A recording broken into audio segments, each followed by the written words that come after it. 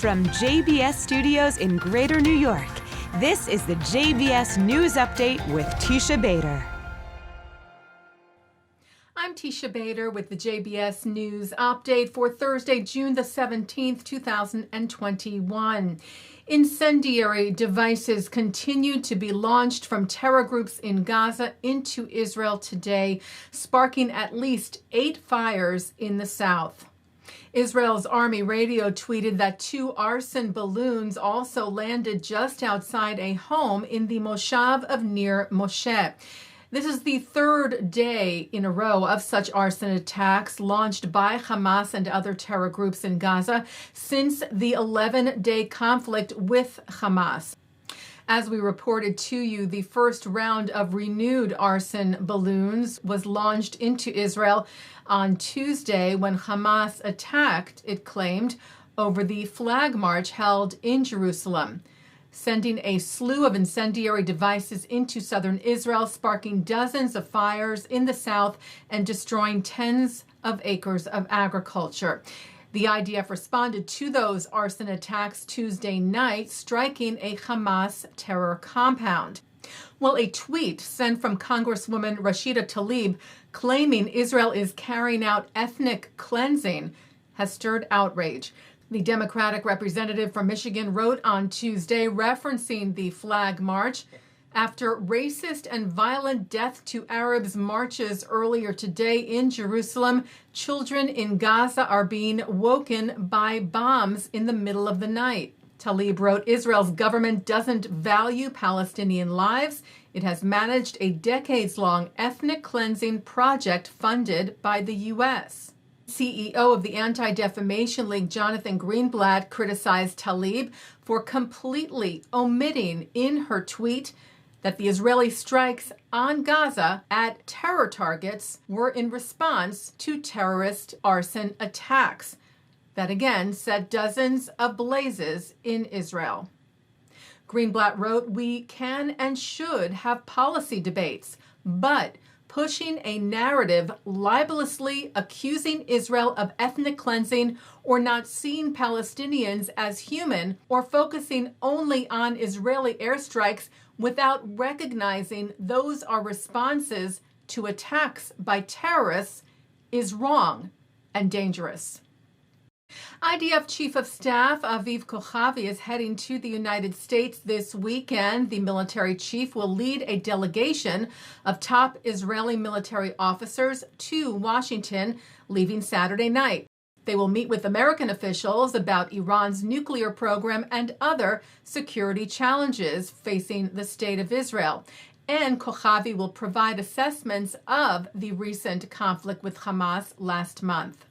The delegation is set to meet with U.S. National Security Advisor Jake Sullivan, Defense Secretary Lloyd Austin, Chairman of the Joint Chiefs of Staff Mark Milley, and others.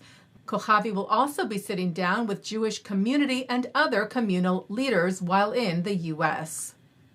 Well, Texas became the first U.S. state to adopt the International Holocaust Remembrance Alliance's definition of anti-Semitism, included in a new Advisory Commission on Anti-Semitism. Governor Greg Abbott signed a bill into law yesterday establishing the Texas Holocaust, Genocide, and Anti-Semitism Advisory Commission, which will be guided by the IHRA definition, which includes, in addition to the hatred of Jews, the singling out of the State of Israel beyond standard criticism. The commission will work with schools to educate and develop effective methods to combat anti-Semitism and implement Holocaust and genocide courses of study. Abbott said upon signing, anti-Semitism has no place in Texas, and we have a duty to combat it whenever and however it arises. Jewish organizations lauded the move. The American Jewish Committee wrote that Texas is the first U.S. state to take this vital step in the fight against Jew hatred. We hope all other states will follow this example. The Conference of Presidents of Major American Jewish Organizations said it is essential to define anti-Semitism in order to combat it successfully. We thank Governor Abbott and the Texas legislature for their leadership and look forward to seeing the widespread adoption of the IHRA definition continue around the world. B'nai B'rith International wrote, "We hope the new law will put haters on notice that scapegoating Jews through actions and weaponized words is not only wrong but unacceptable. If we curb the appetite for hate against Jews, we will naturally curb the appetite for hate against all freedom-loving Americans." Taking a look now at our programming for tonight on JBS for Thursday, June the 17th at 7 o'clock, it's Talmud Study.